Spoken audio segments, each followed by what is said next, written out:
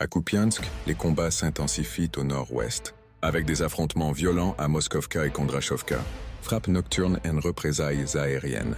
Pendant la nuit, 8 drones ukrainiens abattus dans 3 régions. 2 visèrent la centrale nucléaire de Kursk. Interception réussie. À Belgorod, un drone touche un immeuble.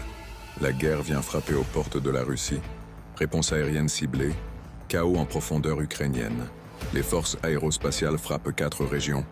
Pavlograd. 4 trains de munitions explosent en déchargement.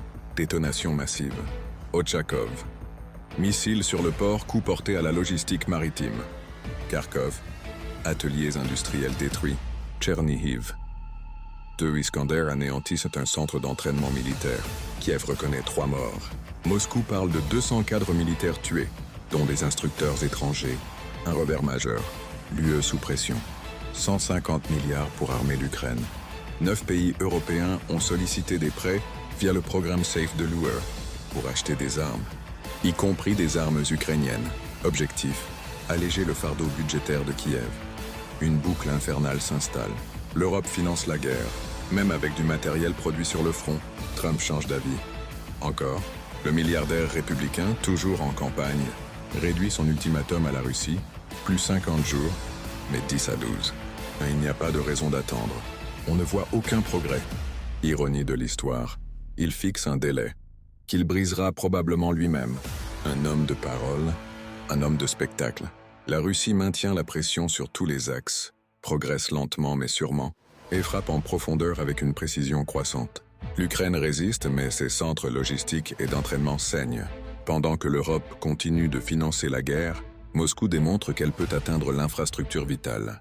Le front tient. L'étau se resserre. Et le monde regarde. Fin du jour 1253. Le compte à rebours de Trump a commencé, mais sur ce champ de bataille, seuls les obus marquent le temps, présumé en date du 31 juillet 2025. Un front en ébullition, un déluge de drones, et Medvedev qui remet Trump à sa place. 31 yeux dans la nuit, 32 drones en flammes. La défense aérienne russe a transformé la nuit en enfer pour les drones. Ukrainiens, 32 appareils, détruits en 6 régions. Un assaut massif repoussé, avec des vols coordonnés visant probablement Kiev et des infrastructures clés. Même le rail de Volgograd a été touché, un rappel brutal. La guerre n'épargne pas le cœur russe. Et pendant que les Gérani volent, Moscou prévient, ces drones ne sont plus des jouets, mais des armes fatales, capables de frapper depuis les airs, ou même depuis la mer. Front de Kherson. Ochakov sous surveillance, débarquement imminent. Les positions ukrainiennes à Antonovka subissent de nouvelles attaques.